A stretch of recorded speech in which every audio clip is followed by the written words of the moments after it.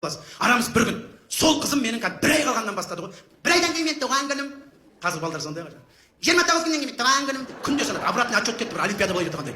И күнде айтатыны бір сөз. Папа маған мысық алып берші деді. Не істейсің ол мысықты? Бәрінде мысық бар біздің сыныпта. Маған мысық берші. Еще ақ деді. Ақ мысық. Ойыншық па жоқ, живой. Күнде сол туған күні келген кезде алсақ алып берейікші, бір ай қарсап, шошқа емес қой, дайте мысық қой құрсын. Біздің үйде де мысық болған енді деп. Сөйтіп не керек? Мысық жаңағы. Қайдан аласың? Қалада, ауылда жақсы еді ғой, бәленшені мысықты өтіп алып келесің ғой. Сөйтсем жаңағы объявлениемен қарасам, Светлана Сергеевна деген кісіге хабарласты. Өзі мысық ит сататындар сондай фамилиялар ғой жалпы енді. Айгүл Батырғалиева деген мысық сатып жатыр дегенді естіген жоқпын енді бар ғой. Енді сатса енді бір соғым сататын шығар енді именно, бірақ мысық ит сатып жатырған көрген жоқпын. Сөйтіп юбилейныйдың артында екен, Победан бойында, өзі жалпы ит мысық ұстайтындар сол юбилейный мирада қалып қойды өзі негізі. Целиноградтың бойынан енді левый берік жақтарда мысық ит асырап отырғандар көрген жоқпын енді қатты. Сөйтіп үйіне келдік, объявление бойынша адам өзі немен айналысады, соған ұқсайды екен. Жоқ, расымен бар ғой. Үйіне келдік те жаңағы қоңырау бастық қой. Тың-тың деп еді. Ана жақтан дауыс шықты ғой. Кто там? Адам сөйлеп отыр, мысық сөйлеп отыр ма? Это мы по объявлению пришли. Сейчас. Есік ашылып еді, Құдай сақтасын. Таза бір мысық тұр ғой. Құйрығы жоқ демесең, кәдімгі бүйтіп қалған камера. Что хотели?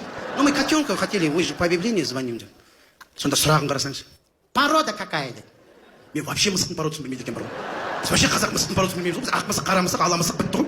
Ол породысын қайдан білейік? Сосын айттым, белый деді, белый. Ну понятно, порода. Ну белый есть, все нам деді. Порода не надо, нам главное белый кошки есть. Ну порода, белый дайте, можно посмотреть деді. Ладно, проходите. Жүрісіне дейін мысық болып кеткен ғой кәдімгі. Мен бірінші рет андай мысықтың түр-түрін көрдім ғой, өмірімде бірінші рет. Мысықтың да түр-түрі бар екен ғой, қырқылған мысық, жүні салбыраған мысық керек, кішкентай керек па, ұзыны керек па, біздің ауылдағы мысықтар күштеді ғой деймін де вообще.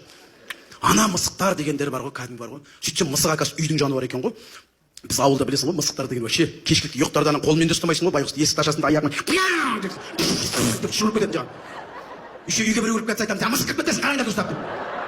Мысықпен алысып жүретін біз ғой.